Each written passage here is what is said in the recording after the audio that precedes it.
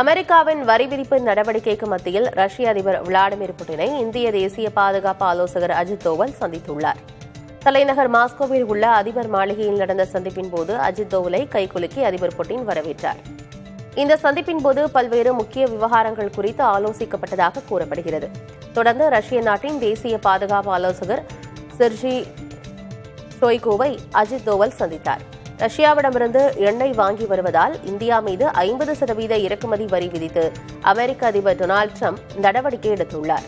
இந்த விவகாரத்தில் தேசிய நலன்களை கருத்தில் கொண்டு நடவடிக்கைகள் எடுக்கப்படும் என இந்தியா தரப்பில் தெரிவிக்கப்பட்டுள்ள நிலையில் இந்த சந்திப்பு தற்போது நிகழ்ந்துள்ளது.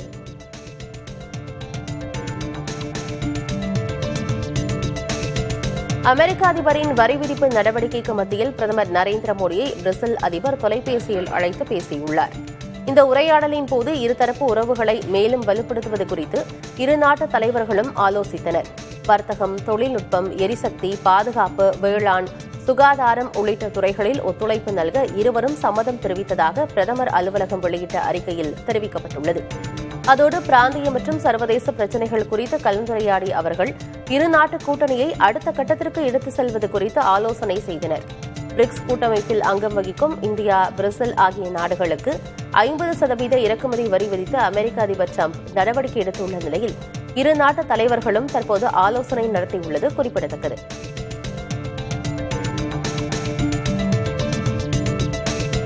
டெல்லியில் எதிர்க்கட்சித் தலைவர் ராகுல் காந்தி இல்லத்தில் இந்தியா கூட்டணி கட்சித் தலைவர்களுக்கு இரவு விருந்து அளிக்கப்பட்டது.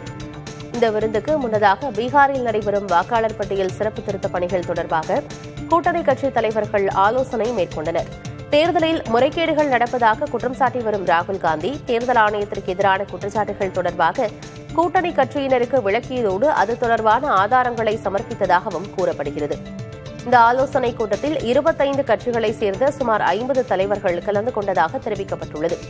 இதில் மல்லிகார்ஜுன கார்கே, சோனியா காந்தி, பிரியங்கா காந்தி, சரத்பவார், உமர் அப்துல்லா, மெஹ்பூபா முஃப்தி, அகிலேஷ் யாதவ், கனிமொழி, திருச்சி சிவா, டிஆர் பாலு, ராஜா, கமல்ஹாசன், தேஜஸ்வி யாதவ், அபிஷேக் பானர்ஜி, உத்தவ் தாக்கரே ஆகியோர் கலந்து கொண்டனர்.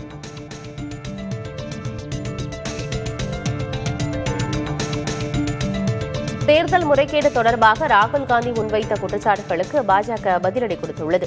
இதுகுறித்து எக்ஸ் வலைதளத்தில் மத்திய அமைச்சர் தர்மேந்திர பிரதான் வெளியிட்ட பதிவில் தேர்தலில் மக்கள் அளிக்கும் முடிவை அவமதிக்கும் வகையில் ராகுல் காந்தி தொடர்ந்து பேசி வருவதாக விமர்சித்தார்.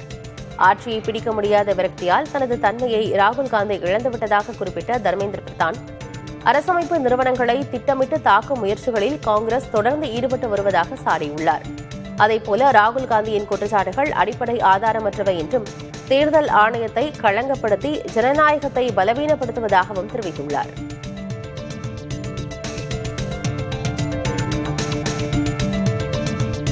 முதலமைச்சரின் தாய் மாணவர் திட்டத்தை சென்னையில் வரும் 12ஆம் தேதி தொடங்கி வைக்கிறார் முதலமைச்சர் மு க ஸ்டாலின். வயது முதிர்ந்தோர், மாற்றுத்திறனாளி குடும்ப அட்டைதாரர்களின் இல்லத்திற்கே சென்று அரிசி, சர்க்கரை உள்ளிட்ட ரேஷன் பொருட்களை விநியோகம் செய்வதுதான் தாயுமானவர் திட்டமாகும். மக்கள் நலன் சார்ந்த இந்த திட்டம் சிறப்பு கவனம் தேவைப்படும் பிரிவினரின் வாழ்வை மேம்படுத்துவதோடு உணவு பாதுகாப்பையும் உறுதி செய்யும் என அரசு வெளியிட்டுள்ள செய்திக்குறிப்பில் தெரிவிக்கப்பட்டுள்ளது. 21,70,454 பயனாளர்களுக்கு அவர் தம் இல்லங்களிலேயே குடிமைப் பொருட்களை விநியோகம் செய்ய தாயுமானவர் திட்டத்தில் வழிவகை செய்யப்பட்டுள்ளதாகவும் அந்த அறிக்கையில் கூறப்பட்டுள்ளது. ஒவ்வொரு மாதமும் 2வது சனி மற்றும் ஞாயிற்றுக்கிழமையில் இந்த திட்டம் செயல்படுத்தப்பட உள்ளது.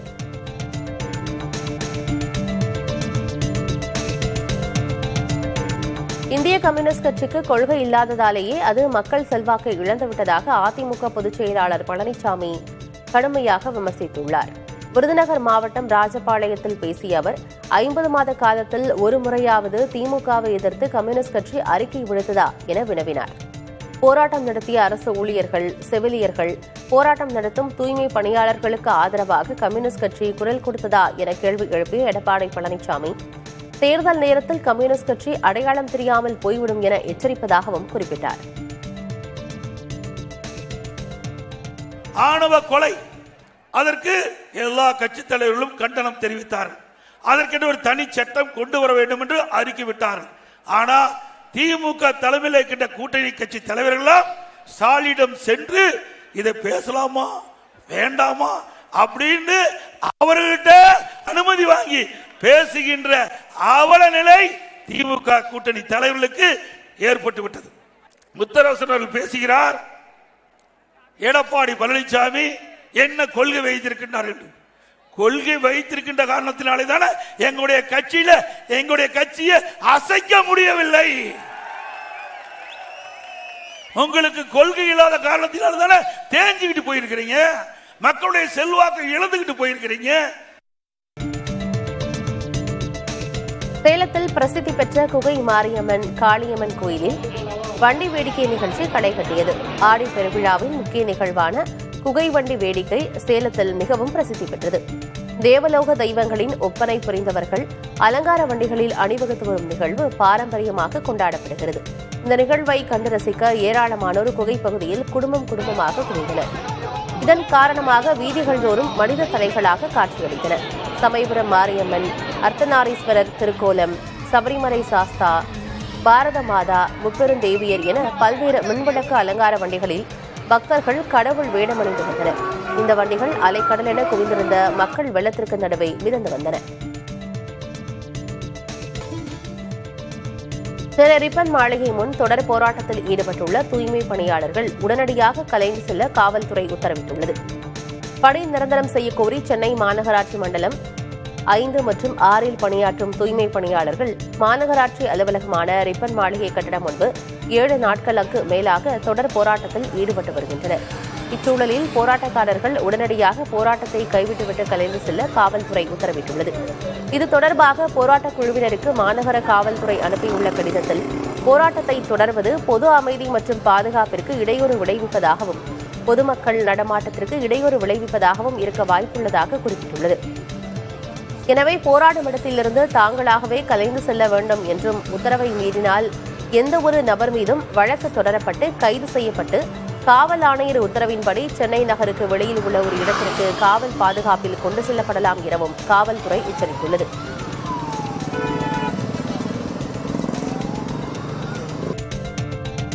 ₹30,000 கடனுக்காக 7 ஆண்டுகளாக கைக்குழந்தையுடன் தம்பதியர் கொத்தடிமைகளாக ஆடு மேய்க்க வைக்கப்பட்ட கொடுமை அரங்கேறியுள்ளது. தஞ்சாவூர் பெருமங்களூர் பகுதியைச் சேர்ந்த தம்பதி அதே பகுதியைச் சேர்ந்த பிரேமா என்பவரிடம் 2018 ₹30,000 கடனாக வாங்கியுள்ளனர். இந்நிலையில் பணத்திற்கு வட்டிக்கு மேல் வட்டி போட்டு லட்சக்கணக்கில் தர வேண்டும் என கூறி ராமநாதபுரம், சிவகங்கை மாவட்ட கிராம பகுதிகளில் ஆடு வளர்ப்பவர்களிடம் பணத்தை வாங்கிக் கொண்டு இருவரையும் கொத்தடிமையாக ஆடு மேய்க்க அனுப்பி வைத்துள்ளார். அப்படி மதுரை அங்காடிமங்கலம் பகுதியைச் சேர்ந்த திருப்பதி என்பவர் ₹2,70,000 கொடுத்து அனஞ்சியூர் கிராம பகுதியில் கைக்குழந்தையோடு தம்பதியரை வனப்பகுதியில் காலை முதல் இரவு வரை ஆடு மேய்க்க விட்டு வந்துள்ளார். இரவு நேரத்தில் தார்பாய் ஆட்டுக் கொட்டகையில் தங்க வைத்ததோடு ஊதியம் எதுவும் கொடுக்காமல் கொத்தடிமைகளாக வைத்துள்ளார். இதுபற்றி வட்டார வளர்ச்சி அலுவலருக்கு தெரியவந்ததை அடுத்து திருப்பதியிடம் கணவன் மனைவியை மீட்ட வருவாய்த்துறையினர் காவல் நிலையத்தில் புகார் கொடுத்தனர். அதன் பேரில் வழக்கு பதிவு செய்து காவல்துறையினர் விசாரணையில் ஈடுபட்டு வருகின்றனர். நாட்டின் ஜனநாயகம் ஆபத்தில் இருப்பதாகவும் நமது குரல் திருடப்படுவதாகவும் நடிகர் பிரகாஷ் ராஜ் கூறியுள்ளார். தேர்தல் ஆணையம் பாஜகவுக்கு ஆதரவாக வாக்கு திருட்டில் ஈடுபட்டதாக சில தரவுகளை காங்கிரஸ் மூத்த தலைவர் ராகுல் காந்தி முன்வைத்தார். ராகுலின் வீடியோவை பகிர்ந்து நடிகர் பிரகாஷ் ராஜ் வெளியிட்டுள்ள எக்ஸ் தள பதிவில் ராகுல் காந்தி ஆதாரத்துடன் முன்வைத்த குற்றச்சாட்டுகளுக்கு பிரதமர் மோடி பத்திரிகையாளர் சந்திப்பு நடத்தி விளக்கமளிக்க வேண்டுமென வலியுறுத்தியுள்ளார். மேலும் தேசத்தின் மக்கள் இந்த விஷயத்தை தெரிந்து கொள்ள விரும்புவதாக குறிப்பிட்டு ஜஸ்ட் ஆஸ்கிங் என்ற ஹேஷ்டேகையும் பிரகாஷ் ராஜ் பதிவிட்டுள்ளார்.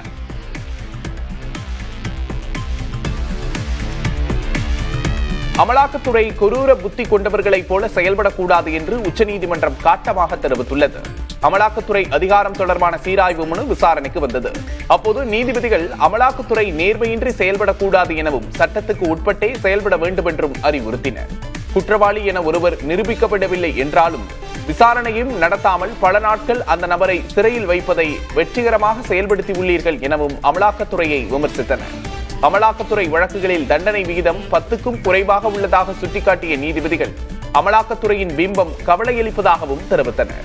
அமலாக்கத்துறை வழக்குகளில் 5-6 ஆண்டுகள் நீதிமன்ற காவலின் முடிவில் சம்பந்தப்பட்ட நபர்கள் விடுவிக்கப்பட்டால் யார் பதில் சொல்வது எனவும் உச்சநீதிமன்றம் வினவியுள்ளது.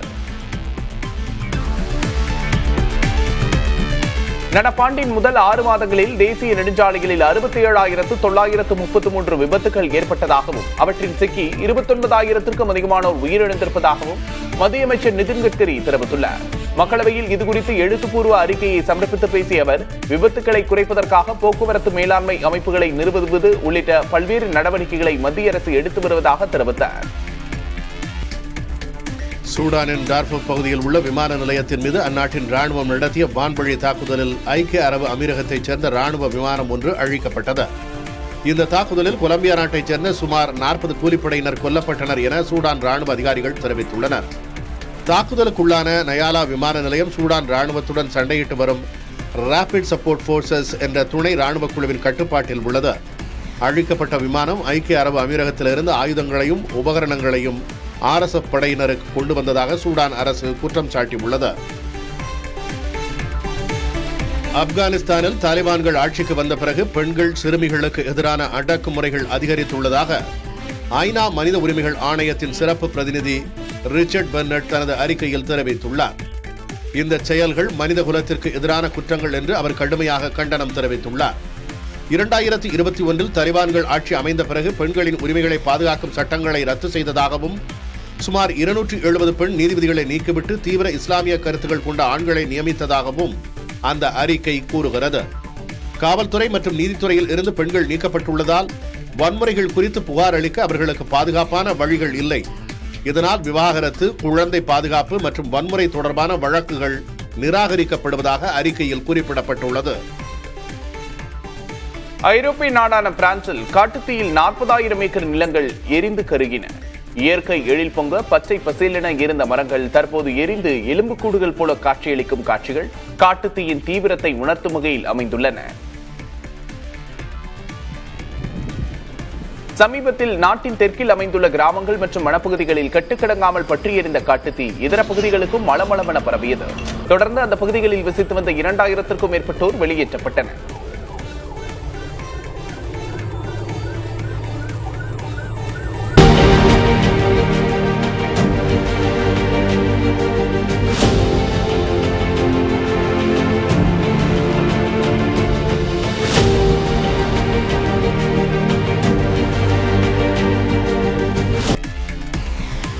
ரஷ்யாவின் பெரும் கோடீஸ்வரருக்கு சொந்தமான அமெட்டேயா என்ற சொகுசு கப்பலை ஏலமிட அமெரிக்கா முடிவு செய்துள்ளது. சுமார் 2,800 கோடி ரூபாய் மதிப்புள்ள இந்த கப்பல் 2022ஆம் ஆண்டு ரஷ்யா உக்ரைன் போருக்கு பிறகு அமெரிக்காவின் தடைகளை மீறியதாக கூறி பிஜி தீவில் கைப்பற்றப்பட்டது.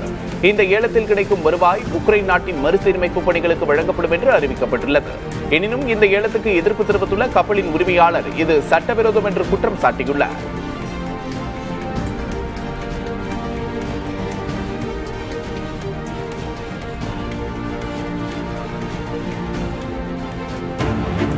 அமெரிக்க அதிபர் டொனால்டு டிரம்பின் நிதி நிறுத்தத்தால் ஹார்வர்ட் பல்கலைக்கழகத்தின் பல முக்கியமான ஆய்வுகள் முடங்கியுள்ளன.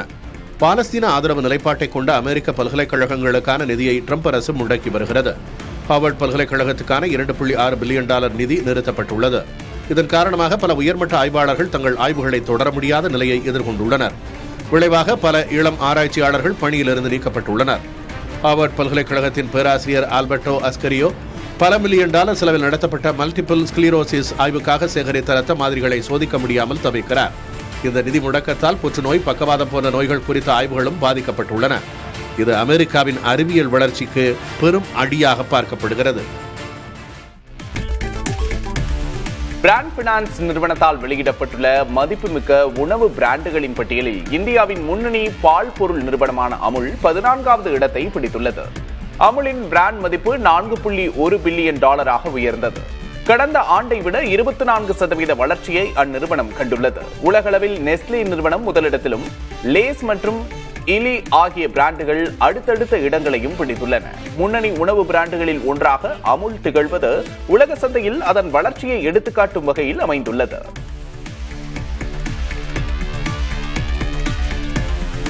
பயனர்களுக்கு இடையே சமூக தொடர்புகளை மேம்படுத்தும் நோக்கில் repost, interactive map, friends tab ஆகிய 3 புதிய அம்சங்களை இன்ஸ்டாகிராம் அறிமுகப்படுத்தியுள்ளது.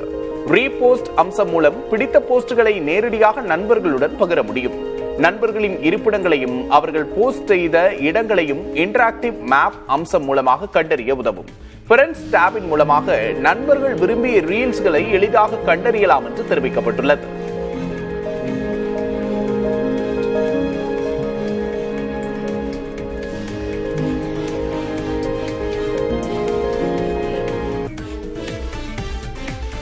புதிய மற்றும் மேம்பட்ட செயற்கை நுண்ணறிவு மாதிரியான GPT-5 OpenAI நிறுவனம் அறிமுகப்படுத்தியுள்ளது. இது தனிநபர்களின் திறன்களை பல மடங்கு அதிகரிக்கும் என்று அந்நிறுவனத்தின் CEO சாம் ஆல்ட்மேன் தெரிவித்துள்ளார். இந்த GPT-5 வசதி முந்தைய மாடல்களை காட்டிலும் சிறந்த பகுத்தறியும் திறன், குறைந்த தவறுகள் மற்றும் வேகமான செயல்பாடுகளை கொண்டிருக்கும் வகையில் உருவாக்கப்பட்டுள்ளது. கட்டணச்சந்தா வைத்திருக்கும் வாடிக்கையாளர்களுக்கு இந்த சேவை தற்போது கிடைப்பதாகவும், இலவச பயனர்களுக்கு இந்த சேவை விரைவில் கிடைக்கும் என்றும் தெரிவிக்கப்பட்டுள்ளது.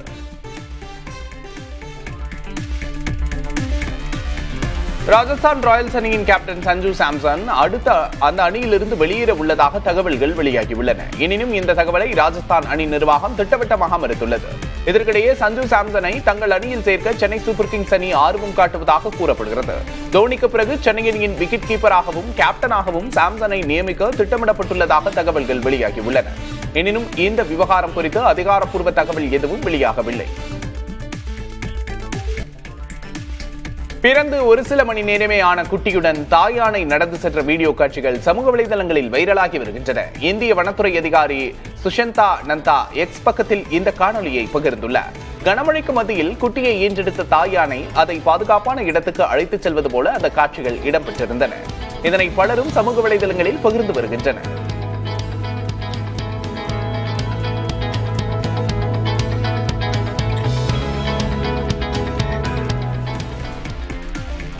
நடப்பாண்டின் முதல் காலாண்டில் LIC நிறுவனத்தின் நிகர வருமானம் 5% வளர்ச்சியடைந்து 10,987 கோடி ரூபாயாக உயர்ந்துள்ளது. நிகர பிரீமியம் வருவாய் 4.7% அதிகரித்து 1,19,000 கோடி ரூபாயாக உயர்ந்திருப்பதாக தெரிவிக்கப்பட்டுள்ளது. பிரீமியம் வருவாயில் 63.51% சந்தை பங்கை கொண்டு LIC நிறுவனம் தொடர்ந்து முன்னணியில் இருப்பதாக தெரிவிக்கப்பட்டுள்ளது. அமெரிக்கர்கள் தினமும் உட்கொள்ளும் கலோரிகளில் பாதிக்கு மேல், அதாவது 55 விழுக்காடு கலோரிகள் தீவிரமாக பதப்படுத்தப்பட்ட உணவுகள் மூலம் கிடைப்பதாக அமெரிக்காவின் நோய் கட்டுப்பாடு மற்றும் தடுப்பு மையம் வெளியிட்டுள்ள புதிய அறிக்கை தெரிவிக்கிறது. உப்பு, சர்க்கரை மற்றும் ஆரோக்கியமற்ற கொழுப்புகள் அதிகமாக உள்ள இந்த உணவுகள் உடல் பருமன், நீரிழிவு, இதய நோய்களுடன் தொடர்புடையவை. அமெரிக்காவில் குழந்தைகள் மற்றும் இளம் வயதினர் 62 விழுக்காட்டினர் இத்தகைய தீவிர பதப்படுத்தப்பட்ட உணவுகளை நுகர்வதாக இந்த அறிக்கை குறிப்பிடுகிறது. பர்கர், பீட்சா, இனிப்பு வகைகள் மற்றும் குளிர்பானங்கள் போன்றவை இந்த உணவு பட்டியலில் முதலிடத்தில் உள்ளன. இந்த அறிக்கை அமெரிக்கர்களின் ஆரோக்கியத்துக்கு எச்சரிக்கை மணியாக அமைந்துள்ளது. புதிய மெட்ரோ திட்டங்களுக்கான மத்திய அரசின் ஒப்புதலுக்காக காத்திருப்பதாக சென்னை மெட்ரோ ரயில் திட்ட இயக்குநர் சித்திக் தெரிவித்துள்ளார். சென்னை விமான நிலையம், கிளாம்பாக்கம் வழித்தடம், மதுரை, கோவை ஆகிய மெட்ரோ திட்டங்களுக்கான நில எடுப்பு பணிகள் தொடங்கிவிட்டதாகவும் அவர் கூறினார். வேளச்சேரி பறக்கும் ரயில் பாதையில் அடுத்த 2 ஆண்டுகளில் மெட்ரோ ரயில்கள் இயக்கப்படும் என்று கூறிய அவர், 2ஆம் கட்ட மெட்ரோ பணி வரும் டிசம்பரில் தொடங்கும் என்றார். யூபர் செயலியின் மூலம் மெட்ரோ டிக்கெட் முன்பதிவு வசதி அறிமுகப்படுத்தப்பட்டுள்ளதாகவும் அவர் கூறினார். பாஜக மாநில தலைவர் நயினார் நாகேந்திரனுக்கு எம்ஜிஆர் கார் எண்ணை கொண்ட பரப்புரை வாகனத்தை அக்கட்சி பிரமுகர் அளித்துள்ளார். நிலையில் நயினார் நாகேந்திரனை சந்தித்த அரியலூர் மாவட்ட முன்னாள் பாஜக தலைவர் ஐயப்பன் அவருக்கு பிரத்யேக பரப்புரை வாகனத்தை அளித்தார். எம்ஜிஆரின் கார் எண்ணான 4777 என்பதே பரப்புரை வாகனத்தின் எண்ணாக இருப்பதை அறிந்து நயினார் நாகேந்திரன் அதில் பாஜகவின் கொடியை பொருத்தி அவரே அதனை இயக்கி நெல்லை மாநகரில் வலம் வந்தார்.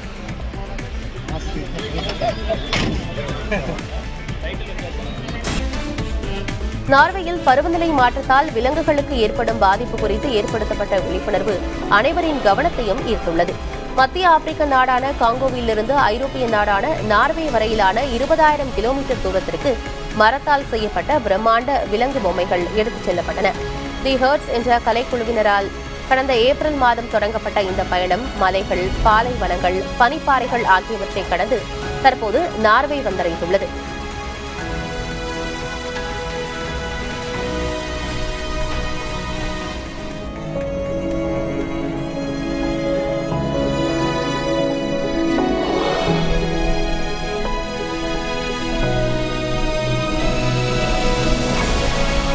பருவநிலை மாற்றத்தால் வேறு பகுதிகளுக்கு விலங்குகள் வெளியேறுவதைப் போல காட்சிப்படுத்தி ஏற்படுத்தப்பட்ட இந்த விழிப்புணர்வு அனைவரையும் திரும்பி பார்க்க வைத்துள்ளது.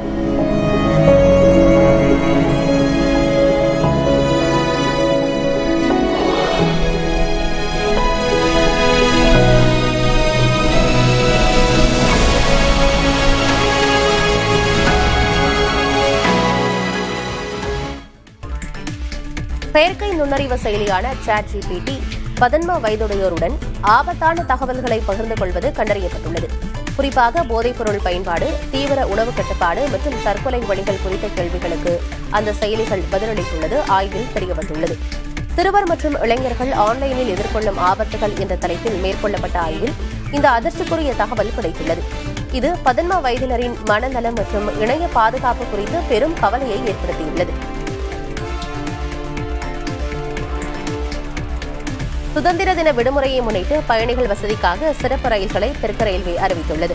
தெற்கு ரயில்வே வெளியிட்டுள்ள அறிவிப்பில் 14ஆம் தேதி போத்தனூர் செல்லும் ரயில் சென்னை சென்ட்ரலில் இருந்து இரவு 11:50 மணிக்கு புறப்படும் என தெரிவிக்கப்பட்டுள்ளது. 17ஆம் தேதி போத்தனூரில் இரவு 11:30 மணிக்கு புறப்படும் சிறப்பு ரயில் காலை 8:30 மணிக்கு சென்னை சென்ட்ரல் வந்தடையும் என தெரிவிக்கப்பட்டுள்ளது. இதேபோல நாகர்கோவில் முதல் தாம்பரம் வரையிலும், தாம்பரம் முதல் செங்கோட்டை வரையிலும் சிறப்பு ரயில்கள் இயக்கப்படுகின்றன. 17ஆம் தேதி நாகர்கோவிலில் இரவு 11:55 மணிக்கு புறப்படும் சிறப்பு ரயில் மறுநாள் காலை 10:55 மணிக்கு தாம்பரம் வந்தடையும் என தெரிவிக்கப்பட்டுள்ளது. 18ஆம் தேதி தாம்பரத்தில் மதியம் 3:30 மணிக்கு புறப்படும் ரயில் மறுநாள் காலை 5:15 மணிக்கு நாகர்கோவில் செல்லும் என கூறப்பட்டுள்ளது. 14ஆம் தேதி எழும்பூரில் இரவு 9:55 மணிக்கு புறப்படும் சிறப்பு ரயில் மறுநாள் காலை 11:30 மணிக்கு செங்கோட்டை சென்றடையும் என தெரிவிக்கப்பட்டுள்ளது. 17ஆம் தேதி செங்கோட்டையிலிருந்து இரவு 7:45 மணிக்கு புறப்படும் சிறப்பு ரயில் மறுநாள் காலை 9:05 மணிக்கு எழும்பூரை வந்தடையும் என கூறப்பட்டுள்ளது.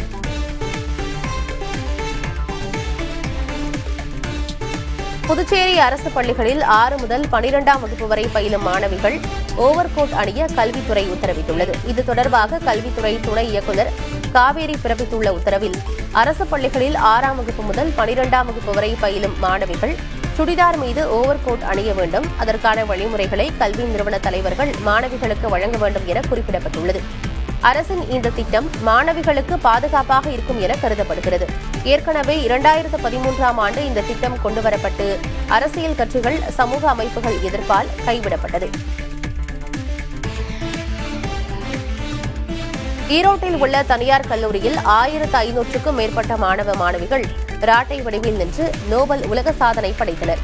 கைத்தறி மற்றும் அதன் நிலைத்த வளர்ச்சி குறித்து விழிப்புணர்வு ஏற்படுத்தும் நோக்கில் இந்த நிகழ்வு நடைபெற்றது.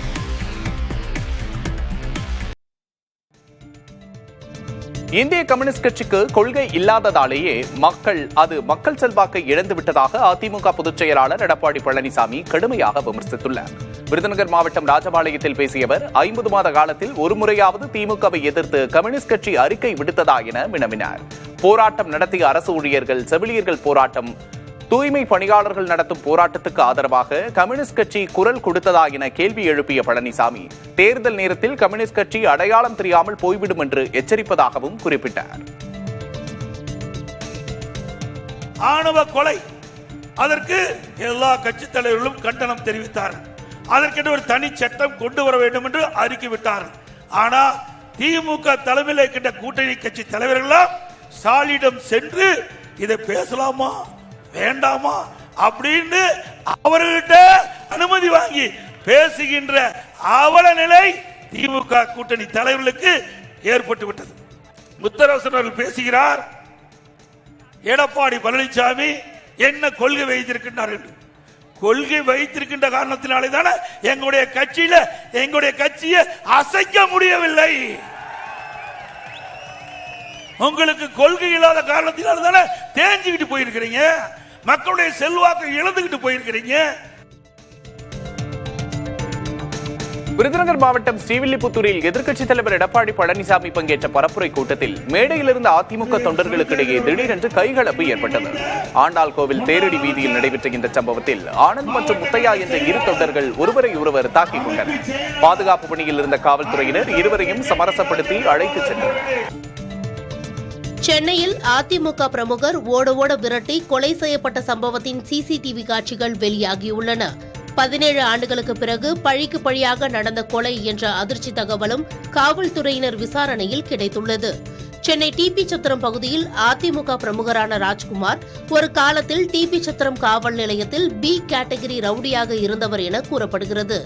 அவர் மீது 9 வழக்குகள் நிலுவையில் இருப்பதாகவும் கடந்த 5 ஆண்டுகளுக்கு மேலாக எந்தவித குற்ற செயல்பாடுகளிலும் ஈடுபடாமல் இருந்து வந்ததாகவும் கூறப்படுகிறது. திடீரென ராஜ்குமாரின் வீட்டின் அருகே ஆயுதங்களுடன் வந்த கும்பல் அவரை ஓட ஓட விரட்டி வெட்டி கொலை செய்தது. கடந்த 2008ஆம் ஆண்டில் செந்தில்குமார் என்பவரை ராஜ்குமார் கொலை செய்ததாகவும் அப்போது 2 வயதில் இருந்த செந்தில்குமாரின் மகன் யுவனேஷ் 17 ஆண்டுகளுக்கு பிறகு தற்போது ராஜ்குமாரை பழி தீர்த்துள்ளதாகவும் விசாரணையில் தகவல் வெளியாகியுள்ளது. 4 தனிப்படைகள் அமைத்து கொலையாளிகளை காவல்துறையினர் தேடி வந்த நிலையில் 19 வயதாகும் யுவனேஷ் மற்றும் 17 வயது சிறுவன் உட்பட 3 பேரை கைது செய்துள்ளனர். தலைமறைவாக உள்ள சிலரையும் காவல்துறையினர் தேடி வருகின்றனர். தெலங்கானா மாநிலம் ஹைதராபாத்தில் மேகவெடிப்பு ஏற்பட்டு கொட்டி தீர்த்த கனமழையால் பல்வேறு பகுதிகளில் வெள்ளம் சூழ்ந்துள்ளது. நகரின் 8 பகுதிகளில் 10 சென்டிமீட்டருக்கும் மேல் அதிகனமழை பெய்தது. அதிகபட்சமாக காஜாகுடாவில் 13 சென்டிமீட்டரும், எஸ்ஆர் நகர் மற்றும் ஹைதராபாத்தில் 11 சென்டிமீட்டரும் மழை பதிவாகியுள்ளது. சாலைகளில் வெள்ளம் பெருக்கெடுத்து ஓடியதால் போக்குவரத்து கடுமையாக பாதிக்கப்பட்டது. தாழ்வான பகுதிகளிலும் வெள்ளம் சூழ்ந்த பகுதிகளிலும் மக்கள் பாதுகாப்பாக இருக்குமாறு கேட்டுக் கொள்ளப்பட்டுள்ளனர். மீட்புப் பணியில் பேரிடர் மீட்புப் படையினர் ஈடுபட்டுள்ளனர்.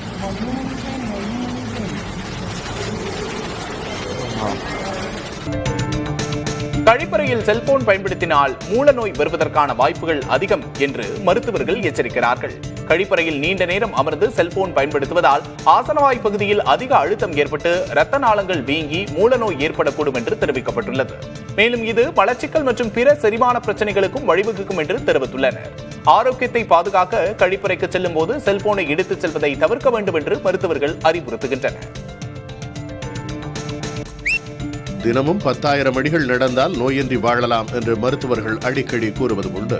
அவ்வளவு நேரமெல்லாம் நடக்க முடியாது, நான் கொஞ்சம் சோம்பேறி என்பவர்கள் தினமும் குறைந்தது 7,000 அடிகளாவது நடக்க வேண்டும் என்கிறது சிட்னி பல்கலைக்கழக ஆய்வு. இவ்வாறு நடப்பதன் மூலம் புற்றுநோயால் ஏற்படும் இறப்பு அபாயம் 37 விழுக்காடு குறைவதாகவும் டைப் 2 நீரிழிவு நோய் அபாயம் 14 விழுக்காடு குறைவதாகவும் அந்த ஆய்வு தெரிவிக்கிறது.